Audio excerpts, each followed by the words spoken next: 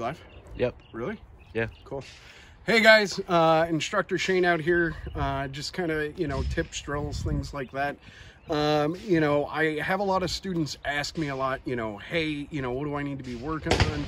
How do I put in work on the range? If you look down range, I have a B8 target up there. They're downloadable on our website, so you can just print them off your computer. It's my favorite target to use because as we're putting in work, how many of you have ever gone to the range and just went shooting, right? I'm guilty of it too, okay? So, when we get ready to conduct a range session, one, we want to have a plan in place. Hey, what do I want to work on in that range session, right? That way we're not creating bad neural pathways or things like that. So kind of, get yourself a composition book, like those little black and white zebra things, and start writing down kind of what you're doing on the range drill-wise, and then what you're doing distance-wise, okay? So I have Taylor, we're at about 6.5 yards right here. All I'm gonna have her do on the B8 target is draw a full presentation, give me her best 10 rounds. There's no time limit for her starting out on this drill.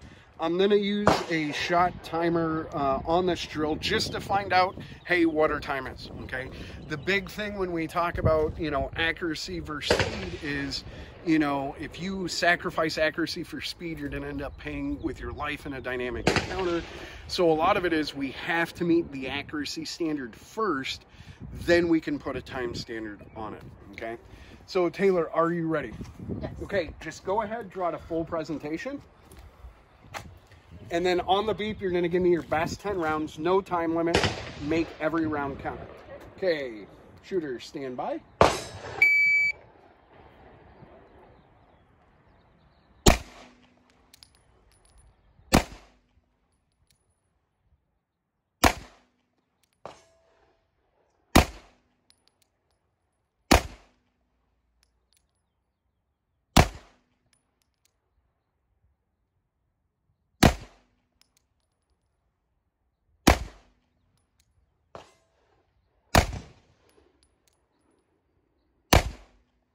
Okay, go ahead, safe access and register. And we'll go take a look, guys.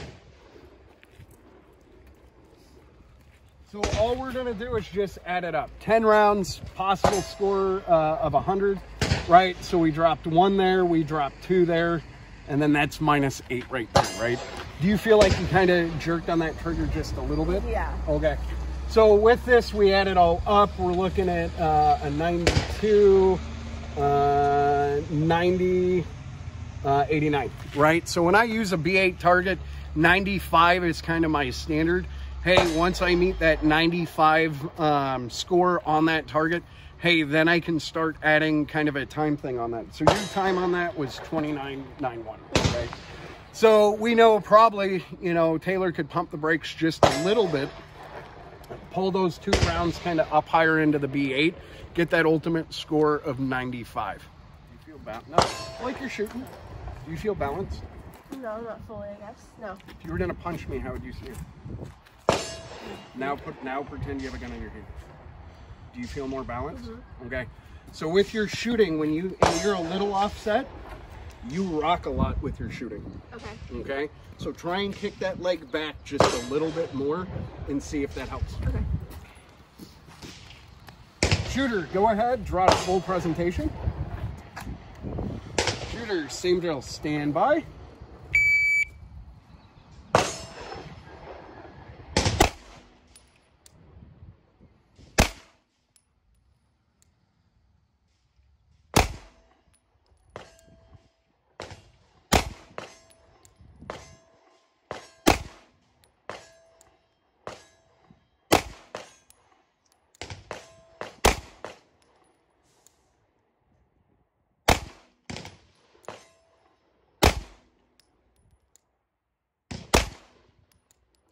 Safe access for your holster. Let's go ahead and take a look.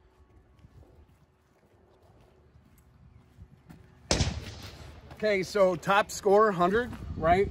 Drop 1, drop 2, that's a 98. Drop 2 more, that's a 96. So we met the 95 or better goal on the B8 drill, 3160, right? So when we get into this, Taylor now has at least a baseline of, hey, I can get a 95 better in 31.6 seconds, right? And when we get into, you know, I see people when they start putting a time standard into their training, they try and cut off 5 seconds at a time and things like that. And all we really want to do, like if we have our composition book, hey, B8 drill, you know, 6.5 yards, 7 yards, hey, 31.6. Now I have a standard. When I, you know, run this drill again, I look in my composition book and I go, hey, I did this drill last time in a 31.6, okay? From there, I sit there and go, okay, hey, can I do it in 31 flat? Hey, let's try that.